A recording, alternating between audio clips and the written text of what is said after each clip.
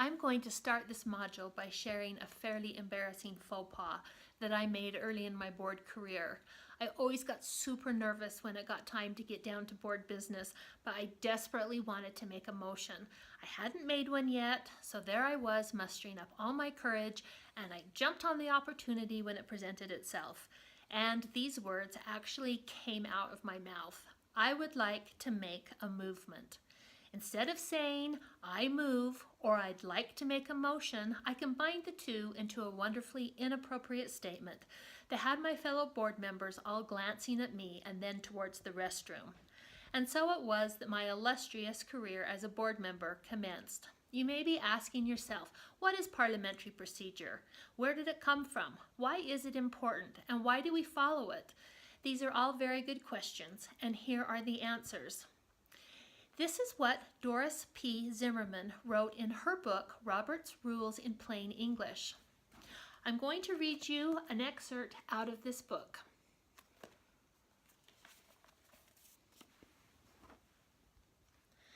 Parliamentary procedure came to America with our ancestors, and the term refers to the rules that have evolved over time to facilitate the democratic transaction and decision-making in an organized group.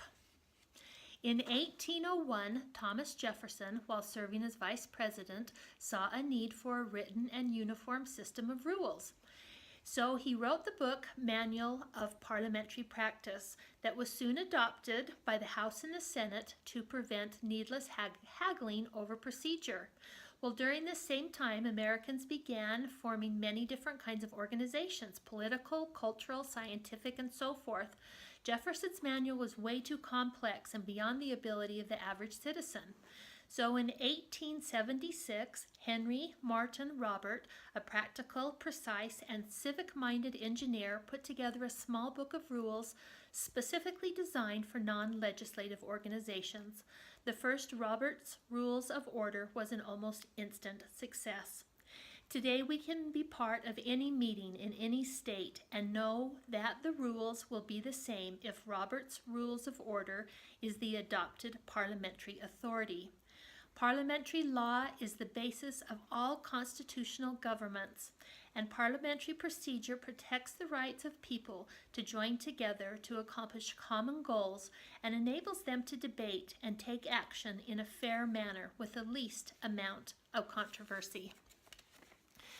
This is a great little book, and it's a great reference book to have. If you're thinking about purchasing one, then this would be a very comprehensive and easy to understand resource. Although there are many good ones out there, you can just decide what's best for you.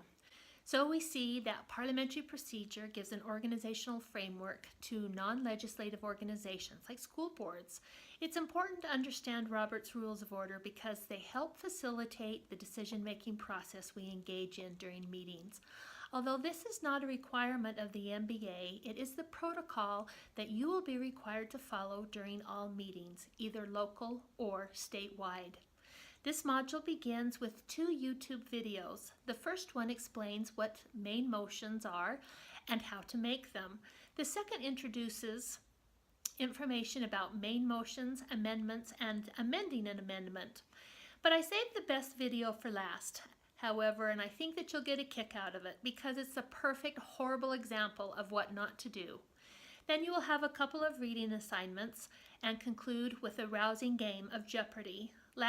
Lastly, you'll take the quiz and smile big, knowing that you are nearly halfway done with this amazing training. As always, there are additional resources that follow the quiz for your reading enjoyment. You're welcome.